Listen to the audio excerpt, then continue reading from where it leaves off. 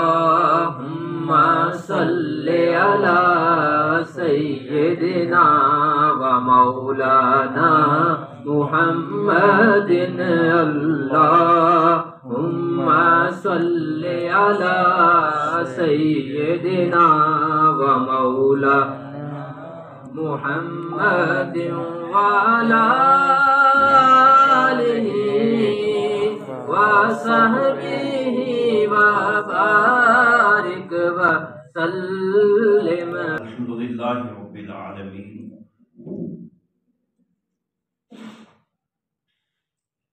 والعاقبة للمتقين والصلاة والسلام على سيد الأنبياء والمرسلين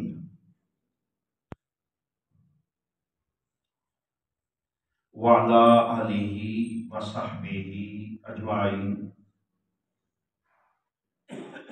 أما بعد،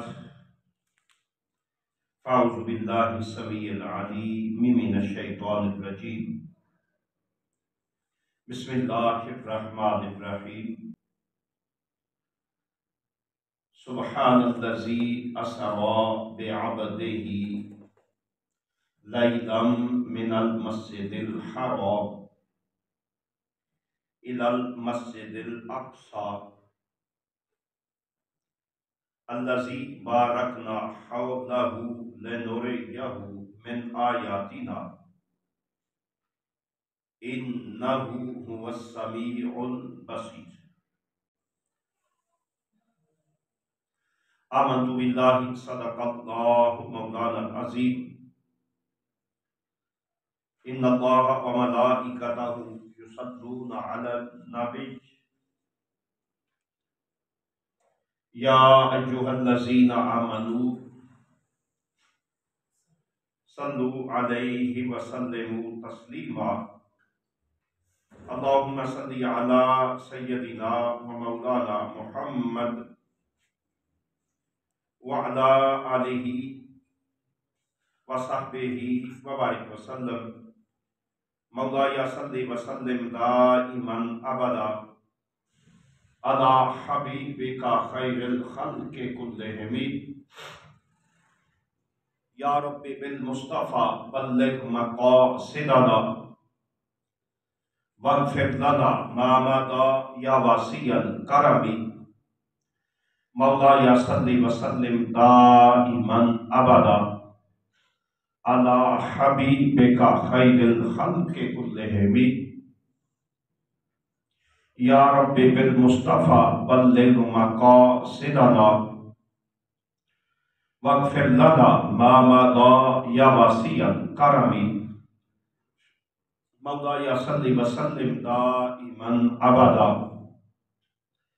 على حبيبك خير الخلق كلهم.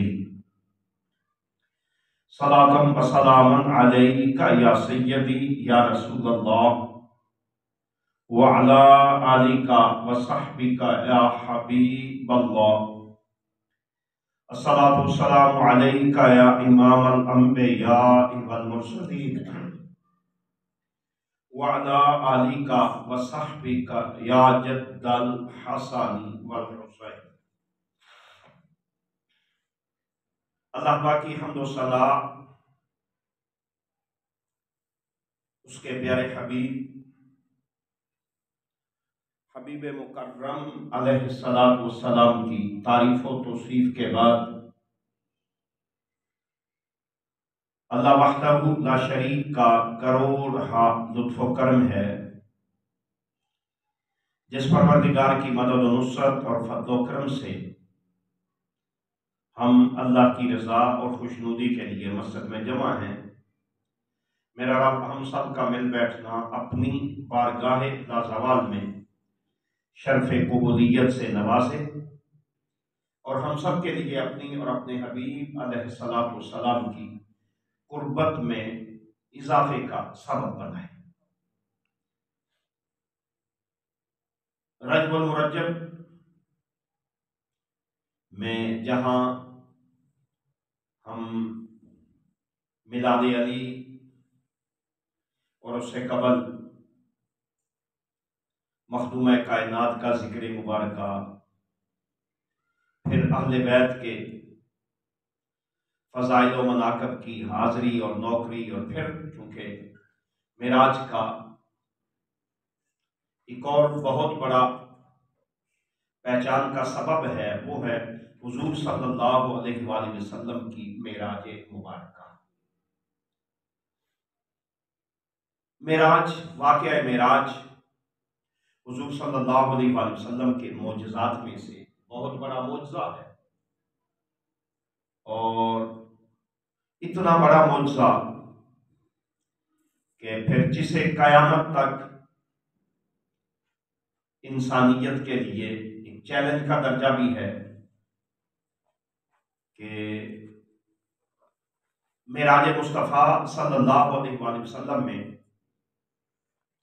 حضور صلی اللہ علیہ وآلہ وسلم نے سیر فرمائی مسجد حرام سے مسجد اقصی تک، اور پہلا مرحلہ مسجد اقصی سے سدرۃ المنتہا تک، دوسرا مرحلہ، اور پھر سدرۃ المنتہا سے لامکان تک۔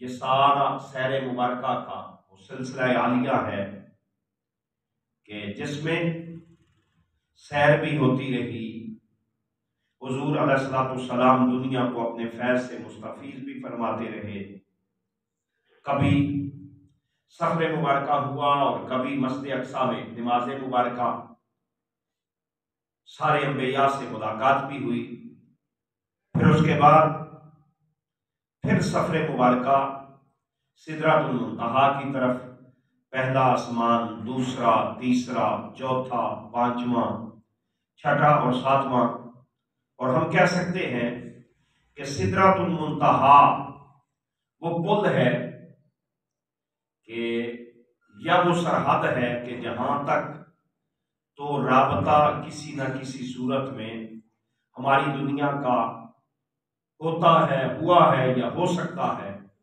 مگر اس سے آگے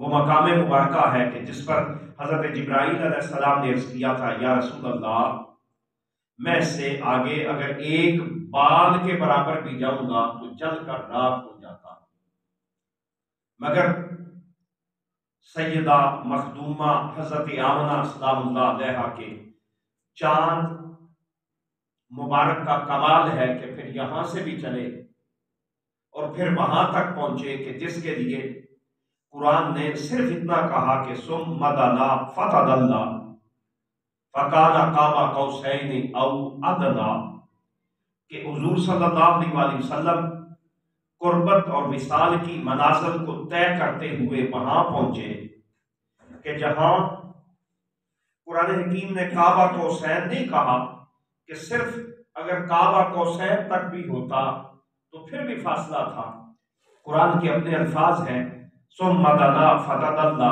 فکان قاب قوسین او ادنی، کعبہ قوسین سے بھی گزرتے ہوئے وہ قربت کے وہ لمحات نصیب ہوئے کہ جہاں پھر قربتیں بھی ختم ہو گئیں، جہاں وصل کا تصور بھی رک گیا، اور جہاں یہ ساری کی ساری دوریاں جب قربت میں بدلی تو اللہ پھر اعلان یہ فرماتا ہے کہ ما ذاق البصر وما طغی، کہ میرا حبیب مکرم صلی اللہ علیہ وآلہ وسلم ان قربت کی ان منازل میں تھا کہ جہاں پھر اس نے جو کچھ دیکھا نہ اس کے دل نے جھٹلایا، نہ دیکھنے میں اس کی آنکھ جلتی۔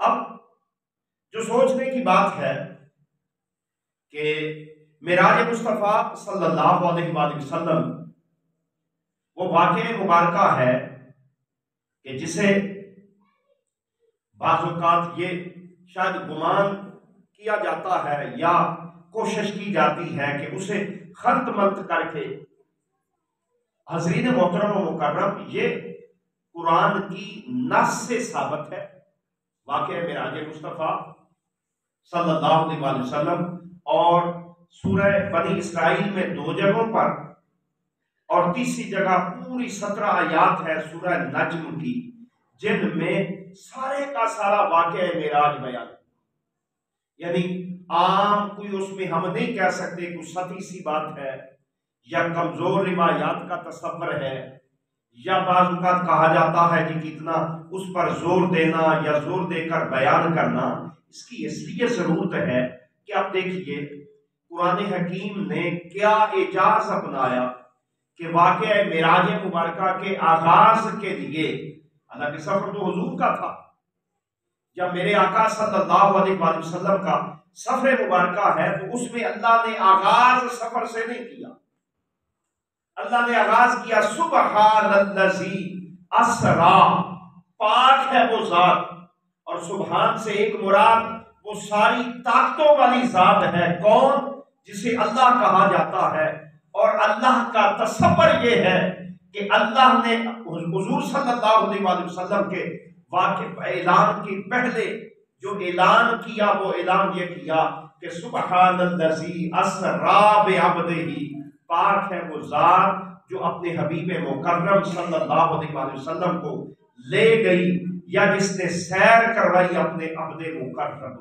کو، جس کا مطلب یہ ہے کہ اللہ کریم نے اس کا آغاز کیا تو وہ آغاز ایسا ہے محبت بھرا کہ جس آغاز میں تاجدار کائنات صلی اللہ علیہ وآلہ وسلم کی شان کا ذکر بعد میں کیا، اپنے حبیب کی شان سے پہلے اپنی ذات کو رکھا کہ حضور پر اعتراض ہی نہیں ہے، معجزہ معراج پر پریشانی ہی نہیں ہے، اس لیے کہ بلا شبہ کہ ایک عام بندہ یا عام شخص یا نبی اور رسول کا بھی یہ تصور نہ ہو سکتا ہو، مگر خالق کائنات نے فرمایا کہ پریشانی اس لیے نہیں ہے کہ وہ رب جو صاحب امر ہے، جس کی پہچان اور تعارف ہی یہ ہے کہ انما امرہ اذا اراد شیئا، میرے مالک کا تو کمال یہ ہے، وہ فرماتا ہے کہ جب میں کہتا ہوں انما امرہ، کسی چیز کو بنانے کا ارادہ فرماتا ہے، انما امرہ وہ کہتا ہے، امر فرماتا ہے ہو جا، تو اللہ فرماتا ہے اس کے لیے نہ کسی تقاضے کی ضرورت ہے، نہ کسی پروسیس اور پروسیجر کی ضرورت ہے، بلکہ اللہ فرماتا ہے ہو جا تو وہ ہو جاتی۔ وہ مالک فرماتا ہے کہ میں اپنے حبیب صلی اللہ علیہ وآلہ وسلم کو معراج کا وہ عظیم معجزہ عطا کیا کہ جس معجزہ کے سامنے پھر ساری کی ساری دنیا ہیچ ہو جاتی ہے۔ اور اب ایک روایت میں معجزہ معراج جس سال ہوا، یہ سال مبارکہ ختم ہوا، سیرت میں اور آپ نے پڑھا ہے، بچپن میں کئی بار اس کا وہ حوالہ بھی عرض کرتا ہوں کہ اسے ہم کہتے ہیں عام الحزن کا سال، عام کہتے ہیں سال حزن، غم کا سال۔ اب اس غم کے سال میں کیا ہوا؟ مکہ کی مدینہ پاک کی ہجرت سے پہلے تو ساری سیرت مبارکہ ہی غمناک ہے، کبھی لوگ اوجیاں بچھاتے ہیں، کبھی لوگ پتھر پھینکتے ہیں، کبھی لوگ کنکر بچھا دیتے ہیں کہ حضور صلی اللہ علیہ وسلم کے تلوائے مبارک زخمی ہو جائے، کیا نہیں ہوتا۔ سیرت مصطفیٰ کے لیے جو یاد رکھنے والی بات ہے، کبھی سوچے تو صحیح، یہ حق کا پیغام دینا نہ آسان کام ہے اور نہ ایسے یہ کچھ چرل مرل والا کام ہے، حق کے لیے وہ مشکل ترین مرحلہ ہے کہ جس میں پرائے تو پرائے اپنے بھی مخالف ہوتے ہیں۔ قرآن حکیم کی آپ کو یاد ہوگی، اللہ ایک اور جگہ فرماتے ہیں کہ تبت یدا ابی لہب وتب۔ اب اس میں کیا ہے؟ اب اس عورت کا ذکر کرتے ہوئے حضور صلی اللہ علیہ وسلم کے راستے میں وہ جہاں سے حضور چلتے وہ کنکر بچھا دیتی تھی، چھوٹے چھوٹے نکیلے وہ پتھر لے کر حضرت قاضی ثناء اللہ رحمۃ اللہ تعالیٰ علیہ نے بیان کیا کہ حضور صلی اللہ علیہ وسلم چونکہ رات کے اندھیرے میں میرے آقا نکلتے تھے تو آپ کے پاؤں مبارک اور تلوہ مبارک جو ہے زخمی ہو جائیں، یہ بھی تو غم ہے۔ مگر غم کی اس کیفیت میں آخر عام الحزن کو کیا ہوا کہ جس میں کبھی آقا کریم صلی اللہ علیہ وسلم طائف کے بازاروں کا سفر فرماتے ہیں کہ جس میں شاید دنیا میں نہ بیان کیا جا سکتا ہے نہ سنا جا سکتا۔ وہ ایک طرف مقام ہے، مرتبہ ہے کہ میرے آقا صلی اللہ علیہ وآلہ وسلم سے اللہ اعلان کرتا ہے کہ میرے حبیب ما ودع آقا ربو کا وما قضا، یہ کیسے ہو سکتا ہے کہ میں تیرے ساتھ ناراض ہو جاؤں؟ وہ حبیب بھی ہے، محبوب بھی ہے، مقرب بھی ہے، اس کا اچھوتا بھی ہے، قربت میں بھی ہے۔ یاد رکھ لیں دین اتنا آسان کام نہیں۔ اور پھر بڑی خوبصورت بات ہے کہ آپ کو قرآن حکیم میں کبھی اللہ فرماتا والذی ارسل رسولہ بالہدی، وہی تو ہے ارسلہ جس نے بھیجا رسولہ اپنے مقرب رسول کو بالہدی ہدایت کے ساتھ، ودین الحق اور دین حق دیا، لیظہرہ علی الدین کلہ۔ اب اس میں مفسرین فرماتے ہیں کہ یہ بھی تو ہو سکتا تھا کہ مالک اس میں اب والذی وہی اللہ تو ہے، ارسلہ جس نے پہلے حضور کو رسالت دی، رسول کیا ہوتا ہے؟ محبوب بھی بنایا، قربت بھی عطا کی، جب قربت عطا کی تو پھر کہا میرے حبیب تمہیں وہ دین عطا کیا ہے کہ جس دین کا کلام یہ ہے لیظہرہ علی الدین کلہ۔ ہم تو ابھی شاید وہ دین اتنا سا جو آسان سا میٹھا میٹھا دین ہے، نماز پڑھ لیں، روزہ رکھ لیں، یہ ساری مٹھاس ہے نا، اس میں تو کوئی پریشانی کی بات نہیں۔ قرآن حکیم نے جہاں بھی دین کا تصور بیان کیا ہے اس نے یہ میٹھا تصور ہی نہیں دیا۔ والذی ارسل رسولہ بالہدی ودین الحق، اور دین کرنے کے آیا ہے لیظہرہ علی الدین کلہ، کہ اس دین کے لیے پھر جب بندہ اٹھتا ہے اور اس دین کے سامنے سارے ادیان وہ حق ہونے کا بھی دعویٰ کرتے رہیں، دین کا کمال یہ ہے کہ وہ غالب ہو جائے۔ دین کا کمال کیا ہے؟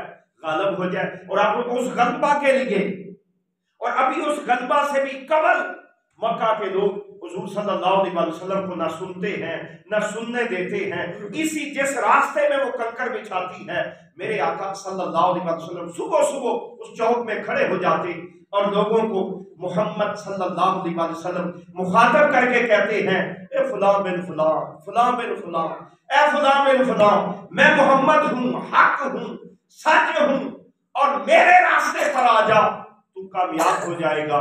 وہ کہتے ہیں لو جی نویں گل، جو وہ غار میں ہوا جہاں حضرت علی وہ فرماتے ہیں کہ یا رسول اللہ دیکھنے میں تو چھوٹا سا ہوں مگر میں اس راستے پر چلوں گا۔ حاضرین محترم و مکرم، یہ سارا اگر ہم اپنے سبجیکٹ سے شاید دور نہ ہو جائیں تو یہ سارا دین میرے آقا صلی اللہ علیہ وسلم نے پہلا جب اعلان کیا ہے دین اتنا مشکل ہے، دین کہ حضور صلی اللہ علیہ وسلم نے ابھی کوئی اس میں نفاذ کی بات بھی نہیں کی مکہ میں۔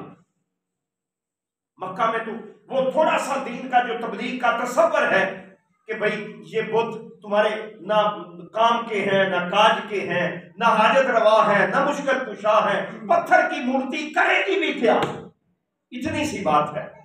اور آپ نے حضرت علی کے موضوع میں سنا کبھی وہ اکٹھے ہو جاتے ہیں، مل کر کہتے ہیں اے محمد صلی اللہ علیہ وسلم یہ نہ کر کہ یہ بت کچھ نہیں کر سکتے، ہم نے بنا بنا کے ان بدبختوں نے ہمارا ستیہ ناش کر دیا، ہم محنت کرتے ہیں، مشقت کرتے ہیں، پتھر لے کر آتے ہیں، انہیں گھڑتے ہیں، سجاتے ہیں، پھر لات کی مورتی بنتی ہے، عزا کی بنتی ہے، لات و منات بناتے ہیں، تو کہتا ہے کچھ کرتے ہی نہیں۔ میں اس کا حبیب ہوں اور آؤ میرے راستے سے میرے رب کو پہچان لو، وہی خالق کائنات بھی ہے، الہ مطلق بھی ہے، صرف اللہ ایسا ہے کہ تم ساری کائنات کی عبادت چھوڑ کر اس کے عبد بن جاؤ، اور یہ جبین صرف اس مالک کے راستے میں جھکنی چاہیے۔ یہی تو تصور ہے لا الہ الا اللہ اور محمد الرسول اللہ صلی اللہ علیہ وآلہ وسلم کا۔ مگر اس کے لیے میں نے کیا پتھر بھی ہیں، وہ عام الحزن آ گیا، اس میں ہوا کیا ہے، شاید جنہوں نے لکھا تھا انہیں لکھتے ہوئے یہ احساس نہیں تھا کہ عام الحزن کی ہم تعریف کیا کر رہے ہیں۔ ایک طرف تو ہے نا، میں بلا شبہ اس میں اختلاف میں ہم ضمن حضرت ابو طالب کی بارگاہ عالیہ میں وہ ذکر کر چکے، مگر عام الحزن میں حضرت خدیجہ الکبریٰ سلام اللہ علیہا کا وصال ہوا، حضور کے لیے محسن بھی، شفیق بھی، مربی بھی، وہ کائنات کی عظیم عورت کہ جس کے ذکر پر میرے آقا صلی اللہ علیہ وسلم کی آنکھیں آبدیدہ ہو جاتی تھی۔ میرے آقا صلی اللہ علیہ وسلم نے اپنے وصال مبارکہ تک ہر سال حضرت خدیجہ الکبریٰ کے اس یوم مبارکہ کو منایا بھی ہے، اور پھر پیغام بھی یہ دیا ہے کہ وہ ایسی عورت تھی جو اسلام کی محسنہ ہے۔ حضرت خدیجہ الکبریٰ کا وصال ہو گیا، جب بی بی صاحبہ کا وصال ہو گیا تو دوسری طرف ایک شخصیت ہے جسے عام الحزن کی بڑی پہچان کہا جاتا ہے، وہ حضرت ابو طالب۔ آپ پوچھنے کی بات ہے کہ بھئی اگر حضرت ابو طالب سے کوئی اختلاف بھی ہے مان لیا، تو پھر کبھی ایسے بھی ہوا ہے کہ نبی تو موحد کامل ہو اور جس کے لیے غم منا رہا ہے وہ صاحب ایمان بھی نہ ہو؟ کبھی اپنے دل اور دماغ پر ہاتھ رکھ کے سوچیں تو صحیح۔ اگر روایات کو مانے تو پھر بھائی جائے، ابو لہب بھی گیا، ابو جہل بھی گیا، شیبہ بھی گیا، عتبہ بھی گیا، میرے آقا نے کسی کا نام عین الحزن نہ رکھا۔ پیغام یہی دیا ہے کہ بابا جب حضرت ابو طالب کی بھی ڈیتھ ہو گئی، حضرت خدیجہ الکبریٰ کا بھی وصال مبارکہ ہو گیا، تو حضور صلی اللہ علیہ وسلم کے دل مبارکہ کو تکلیف تھی۔ اللہ نے اس غم کو غلط کرنے کے لیے، جیسے میں اور آپ سمجھتے ہیں، آپ کو علم بھی ہوگا کہ اللہ نہ کرے ایک مثال ہے کہ ہمارا اولاد میں سے کوئی پریشانی بنتی ہے تو بندہ اسے انعام دیتا ہے، کچھ گفٹ دیتا ہے، کچھ کہ اس کا وہ غم غلط ہو جائے گا۔ مالک تھا، اس کا حبیب ہے، وہ کبھی حضرت ابو طالب کو یاد کرتا ہے، کبھی اپنی اس محسنہ اور شفیق اہلیہ کو یاد کرتا ہے۔ اللہ نے کہا میرے حبیب تیری زندگی مبارکہ میں یہ پریشانی کا سبب ضرور ہے، پر تجھے وہ معجزہ عطا کرتے ہیں، تجھے وہ کمال عطا کرتے ہیں، تجھے وہ سیر عطا کرواتے ہیں کہ دیکھ حضرت خدیجہ کو بھی سلام، ابو طالب کو بھی سلام، میرے حبیبہ تیرے طلبہ مبارک میں نے یہ کمال رکھا ہے کہ وہ کبھی بیت الحرام میں لگیں گے، پھر مسجد اقصیٰ میں بھی جائیں گے، میرے حبیب یہی نالین جو مکہ میں چلتی ہے ہم اسے اٹھا کے سدرہ پر لے جائیں گے، اور اے حبیب من مہر محبوبہ تجھے یہ دکھاتے ہیں کہ صرف سدرہ نہیں، وہ عرش جہاں جس کا طواف پاک اور طیب و طاہر فرشتے کرتے ہیں، میرے حبیب تیری نالین آج اس عرش پر بھی لگنے کو تیار۔ سیرت نگار بیان کرتے ہیں کہ میرے آقا صلی اللہ علیہ وآلہ وسلم کا اب اس میں حاضرین محترم و مکرم یہ مقام اور مرتبہ کی بات ہے، ساتھی ناراض ہو جاتے ہیں کہ ہم نے اپنی طرف سے بنایا ہے کہ عام الحزن نہیں ہے سیرت میں، جب ہے تو پھر اس کا کیا مطلب ہے؟ اس کا مطلب ہی یہ ہے کہ اللہ نے کہا میرے حبیب تیرے اس غم کو غلط کرتے ہیں۔ دوسری طرف آپ دیکھیں آقا بہت جلدی عشاء کو سوتے نہیں تھے، عشاء کے بعد، ابھی چونکہ نماز کی فرائض و واجبات کا تو وہ ایسا تصور ہی نہیں مکہ میں، جب تصور ہی نہیں ہے تو حضور صلی اللہ علیہ وسلم جو معراج کی رات ہے اس رات میں بہت جلدی آرام فرما ہے۔ آقا کیا ہوا؟ کہا یہی تو فرق دکھانا تھا، محبوب و محب میں یہ فرق دکھانا تھا۔ اللہ کا مکرم نبی حضرت موسیٰ اعلان کرتے ہیں رب ارنی انظر الیک، اے اللہ مجھے اپنا آپ دکھا۔ اللہ فرماتا ہے لن ترانی، موسیٰ میں تو دکھا سکتا ہوں پر ایک مرحلہ ہے، اس مرحلے کی بنا پر شاید تیری طاقت اسے برداشت نہ کر سکے۔ موسیٰ نے کہا کہ نہیں، جب محبوب و محب، وہ بھی محبوب تھا، جب تکرار ہوا میرے اللہ نے تجلی فرمائی، اس تجلی کا ظہور مبارکہ ہے کہ وہ پتھر جو بڑا مضبوط ہے وہ جل کے سیاہ ہو گئے۔ آج بھی کوئی دور کا کمال یہ ہے کہ اس کے پتھر سیاہ ہے، سیاہ رنگ کا سرما بن چکا ہے، اور جب سرما ہے تو یہ کمال، میں دوسری طرف اللہ نے کہا یہ کمال ہی تو تھا کہ رب ارنی کا سوال ہوتا رہا، اور آج تاجدار کائنات اولین و آخرین کے بادشاہ سید الاولین والآخرین، محبوب بھی، ماوا بھی، منجا بھی، مکرم بھی، وہ رسول کہ جو चादर लेता है, अब उससे पहले भी लोगों ने ली है, मगर कमाल ये है चादर रसूल मुकर्रम लेते हैं, अल्लाह उसे कुरान का हिस्सा बनाता है। हजरत मूसा दौड़ के जा रहे, क्या हुआ मूसा? कहा मेरी अल्लाह से मुलाकात है, अगर मैं लेट हो गया तो कहीं मालिक नाराज न हो, मालिक कुर्बान जाए। लोग भी शायद नाराज होते हैं पर उसकी समझ ही नहीं आती, हुजूर सोए होते हैं, मुलाकात का वक्त है, मगर सलाम करते हैं मुलाकात को। जिब्राइल बाहर आके कहता है दरवाजे पर, ऐ सारी कायनात के बादशाह, मैं जिब्राइल हूँ जो रईसुल मलाइका हूँ, पर तेरे दरवाजे पर हाथ बांध के खड़ा हूँ। बादशाह तू पसंद करे तो अंदर आ जाऊंगा, नहीं तो तेरे दरवाजे पर दरबान हूँ। जब या रसूल अल्लाह अब कर्म करेंगे अल्लाह का पैगाम दूंगा। ये कुरान अल्लाह का कलाम है, मगर क्या अल्लाह सिर्फ मक्का में है, अल्लाह सिर्फ मदीना में है, या अल्लाह सिर्फ पाकिस्तान में है? अस्तगफिरुल्लाह, अल्लाह का एक अपना मकाम है। उसने तारीफ ये अपना ऐलान ये किया कि मैं तेरी शाहरत से भी करीब हूँ। कभी सोचे तो सही, आज कई साथी हैं जिन्हें वो डायरेक्ट का परेशानी बन जाती है कि कुरान तारफ ये होना चाहिए था, क्यों मक्की है, क्यों मदनी है? बाबा इसलिए है कि उसका महबूब मक्का में था। अल्लाह ने कहा कलाम भी मेरा है, नुज़ूल नाज़िल भी मैंने किया है, पर ऐ हबीब मुकर्रम आ, कमाल ये करते हैं, इसे उरूज ये देते हैं, जहां तू बैठा था तेरे ऊपर कलाम नाज़िल हुआ, वो तेरा बैठना कुरान की पहचान बन गया। हत्ता कि इतनी बड़ी पहचान मेरे आका सल्लल्लाहु अलैहि वसल्लम बीबी आयशा उम्मुल मोमिनीन आयशा सिद्दीका सलामुल्लाह अलैहा के हुजरा मुबारका में है। तो कुरान हजरत जिब्राइल अर्ज करते हैं या रसूल अल्लाह, आपके वसीला से आयशा सिद्दीका को सलाम करता हूँ, और मेरे अल्लाह ने कहा कि जिब्राइल आज जाके मेरे हबीब की बारगाह में अपना भी सलाम पहुंचा और मेरा पैगाम पहुंचा। कौन रीस कर सकता है, कौन बराबरी कर सकता है? लोग कहते हैं कि उम्मती और नबी बराबर हो जाते हैं। बाबा पता नहीं किस बाजार में, उम्मती तो बड़ी दूर की बात है।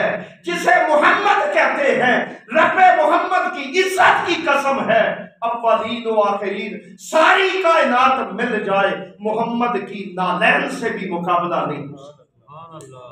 कैसे होगा कि हजरत जिब्राइल बैतुल कुद्स में खड़े हैं, कहते हैं अल्लाहु अकबर, अशहदु अल्ला इलाहा इल्लल्लाह, अशहदु अल्ला इलाहा इल्लल्लाह।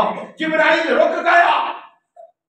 हजरत आदम भी हैं, हजरत इब्राहिम भी हैं, हजरत इस्माइल भी हैं, हजरत याकूब और यूसुफ भी हैं, हजरत मूसा भी खड़े हैं, हजरत ईसा भी खड़े हैं, और अल्लाह ने वादा कर रखा कि नबियों जब मेरा रसूल आ जाए, मुसद्दिकुल्ले मा माअकुम लतुमिनुन्ना बिही वला तंसुरुन्ना। जिब्राइल खड़ा है, 1.25 अंबिया खड़े हैं, और आज उनकी इमामत किसके जिम्मे है?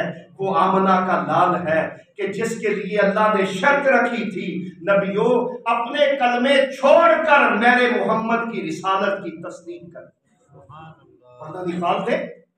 लतुमिनुन्ना बिही, जरूर बजरूर ईमान लाना, वला तंसुरुन्ना। जिब्राइल क्यों परेशान हो?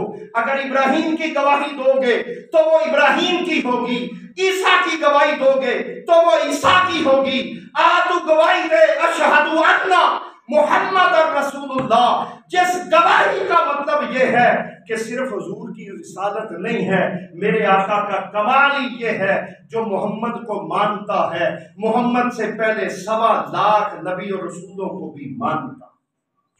एक ईसाई हो सकता है, हजरत ईसा को मानने के बावजूद मेरे आका का इनकार करे, पर कुर्बान जाए। अल्लाह ने कहा मेरे हबीब की तारीफ ये है, मेरे हबीब का खुलासा ये है कि उस हबीब का कमाल ही ये है कि ईमान तब बचता है, हबीब तो माना ही माना है। हबीब से पहले जो नबी और रसूल आया उसको मानने का नाम ईमान और इस्लाम। ये भी हुजूर सल्लल्लाहु अलैहि वसल्लम का मौजज़ा है। और फिर बड़ी मोहब्बत है। मैंने कहा हुजूर आराम फरमा है, आज सोए हुए हैं, आंखें बंद हैं। जिब्राइल कहते हैं मेरे मालिक आज तो अजीब सा अंदाज है। कहा हाँ, महबूब अदाएं भी दिखाते हैं। मेरा महबूब जो ठहरा, میرا حبیب جو ٹھہرا، آپ کہیں شاعری ہے کیا ہم نے کی ہے؟ کبھی اس ذہن کو کیا اعلیٰ حضرت کی ہے، حضور شیخ الاسلام کی ہے؟ نہیں نہیں، یہ احادیث مبارکہ ہے۔ جبرائیل کہتا ہے مولا وہ دروازہ بھی بند ہے، جب بند ہے تو پھر کیا کروں؟ فخر الدین سیالوی شاید وہاں موجود تھے۔ آپ کہتے ہیں روحانی طور پر جبرائیل کرنا نہ کرنا تیرا کام ہے، پر آج تجھے سبق دیتا ہوں، اپنی پلکوں سے در یار پہ دستک دینا۔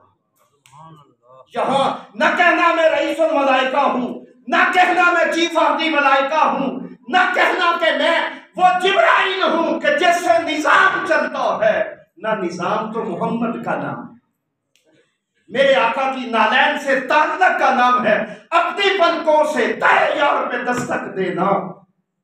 اور پھر فخر الدین کہتے ہیں جبرائیل تیرے لیے پیغام یہ ہے کہ اس کا مطلب کیا ہے؟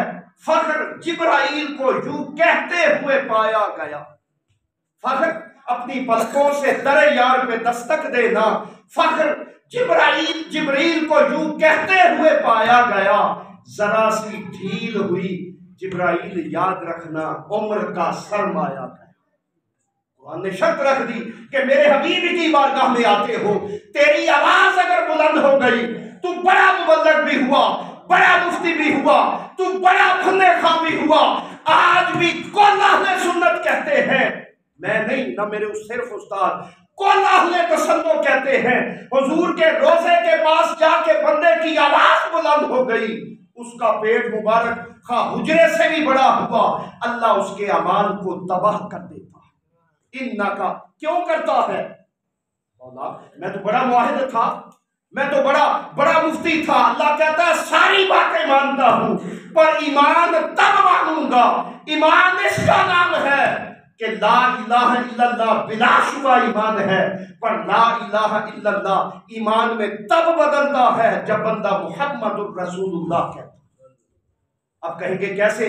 آج کل اہل سنت کے ہاں کل امت میں مرزا قادیانی پر کفر کا فتویٰ ہے۔ کیوں ہے؟ کیا اس کا میں ذمہ دار ہوں؟ اور الحمدللہ تعالیٰ کوئی پکی روٹی پڑھ کے نہیں ذمہ دار بھی بنا، کیوں اس پر فتویٰ ہے؟ نمازی بھی ہیں، عالم بھی ہیں، مرزا بشیر نے کوئی 30 جلدوں پر تفسیر لکھ دی، مگر ہم اس پر دوسری رائے تو دور کی بات ہے کہ یہ بھی کہتے ہیں جو مرزا قادیان سے دلیل مانگتا ہے ہم اسے بھی کافر مانتے۔ لوگ کہتے ہیں منہاج القرآن دفاع نہیں کرتا، یہ کبھی دیکھو بڑے بڑے فنے خواہ لوگوں کے وضو ٹوٹ جائیں گے اگر منہاج القرآن کی ختم نبوت سے غلامی نکل گئی۔ کہنا آسان ہے مگر کر کے ثابت کرنا ہے۔ میں نے عرض کیا کہ ہمارا ایمان ہے، شیخ الاسلام فرماتے ہیں کہ مرزا قادیان سے جو نبوت پر دلیل بھی مانتا ہے ہم کہتے ہیں وہ بھی کافر ہے۔ کیوں کافر ہے؟ سوال کیا، کیا وہ مشرک ہے؟ کیا اس کا توحید پر ایمان کمزور ہے؟ پکا موحد ہے، لگی ہوئی مور ہے، پر کیوں کافر ہے؟ میرے آقا کو ماننے کے باوجود محمد کو خاتم النبیین نہیں مانتا۔ اپنی قبروں کا دھیان کرو، جو میرے آقا کی ایک صفت کو نہیں مانتا وہ کافر ہے، اور جو میرے آقا کو اپنے جیسا کہتا ہے میں نہیں کچھ کہہ سکتا۔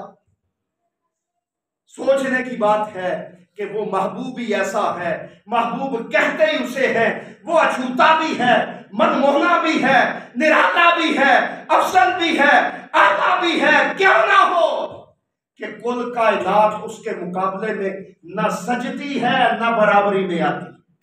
زندگیاں ختم ہوئی اور قلم ٹوٹ گئے، پر میرے آقا کا ایک وصف بھی بیان نہ ہوا۔ آج آپ دیکھنے ریکارڈ ہے سیرت رسول کا کہ 1400 سال میں لکھی گئی وہی زندگی حضور کی 23 برس کی، مگر میرے شیخ سے لے کر حضرت عبداللہ بن عباس تک لوگوں نے بیان کی ہے، اور قربان جائیں ایمان اسے کہتے ہیں۔ اب حضور کا چہرہ ہے، اب جہاں سے باہر جاتے ہیں تو بندہ پوچھتا ہے کاری کا منہ کی ہو جائے، بھئی آپ ایک ہی ہوگا نا۔ قربان جائیں صحابہ تمہاری عظمتوں پر، حضور کے صحابہ، کوئی کہتا ہے حضور کا چہرہ دیکھنے میں ایسے لگتا تھا کہ بندہ دیکھے تو اس کی بھوک اڑ جاتی ہے۔ ٹھیک ہے، دوسرا آیا، اس نے کہا میرے آقا کا چہرہ چمکتا تھا، یوں چمکتا تھا کہ رات کے اندھیرے میں میرے آقا بیٹھے ہوں تو وہ اعلیٰ حضرت کی بات نہیں کر رہا، وہ کہتے ہیں محمد مسکرا دے تو اندھیری رات روشنی میں بدل جاتی۔ ایمان اس کا نام ہے جس پر قدم کرتے ہیں۔ حضور کے چچا ہیں حضرت عباس۔ کسی نے کہا حضور آپ بڑے ہیں یا حضور بڑے ہیں؟ یہ جو لوگ لکھے لے کے چلتے ہیں نا ہمارے پیچھے، ہر وقت حضور کی باتیں، حضور کے چرچے، حضور کے تذکرے، حضور کی کہانی، حضور کی نعتیں، حضور کے تذکرے، حضور کے گن، ہاں یہی گائیں گے تو ایمان بچے گا۔ اب آسان سی بات ہے، میں کہتا ہوں جی میاں اکرم صاحب بڑے ہیں مجھ سے، یہی بات ہوگی نا۔ جو بڑے ہیں بھائی وہ کہیں گے جی عمر میں بڑے ہیں پر قربان جائیں عباس بن عبد المطلب تیری عظمت پر۔ وہ کہتے ہیں سن، بڑے تو حضور ہی ہیں، آسان بات یہ ہے حضرت عباس 1 سال میرے آقا سے بڑے تھے۔ میں نے تو نہیں گھڑی حدیث، آپ کہیں گی آپ نے یہ حضور کی حضرت عباس روایت کرتے ہیں، کہتے ہیں میں نے اسے کہا چپ کر جا، بڑا تو ساری کائنات میں محمد ہے، ہاں اتنا ہے کہ میں 1 سال محمد سے پہلے آیا، میں 1 سال محمد کرندے گزر گئی۔ اور یہ محبت کا وہ تصور ہے۔ فرید الدین مٹھن کوٹھیے پہاڑ پر آئے، عاشق ہے، پہاڑ پر آ کر کہتا ہے ایک باری لنگا ساڈی تو جاتے، داڑیاں کریساں سکا لہاتے، پھل پھل بسری الیچیاں منگے ساں۔ یا رسول اللہ، پاکستانی وہ ہندوستان، اس وقت ہندوستان کا تصور تھا، گلے میں کپڑا ہے، مدینہ کو دیکھ کے کہتے ہیں ایک باری لنگا ساڈی تو جاتے، سونیا ایک باری آ تو صحیح۔ کئی لوگوں نے کہا او فرید الدین کیا کرتا ہے، کیسے مدینہ آواز جائے گی؟ فرید الدین مٹھن کوٹھیا کہتا ہے آواز تمہیں دکھاتا ہوں تمہاری نہیں جاتی ہے۔ میں تو پہاڑ پر کھڑا تھا، میرے آقا نے کہا فرید الدین جو کلام محمد کی تعریف میں لکھا ہے وہ تو سنا، اور پھر یہ کلام میرے آقا کی بارگاہ میں فرید الدین نے پڑھا ہے، ایک باری لنگا ساڈی تو جاتے، داڑیاں کریساں سکا لہاتے، پھل پھل مصری الیچیاں منگے ساں۔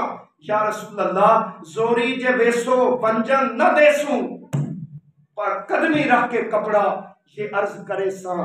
یا رسول اللہ تیرا دیدار ہوا ہے، جو بادشاہ اس نے کولڑے کے تاجدار نے کہا تھا کہ اب اس پر کیا کہا جا سکتا ہے، یہ دلائل سے نہیں ہے، یہ صرف عشق سے۔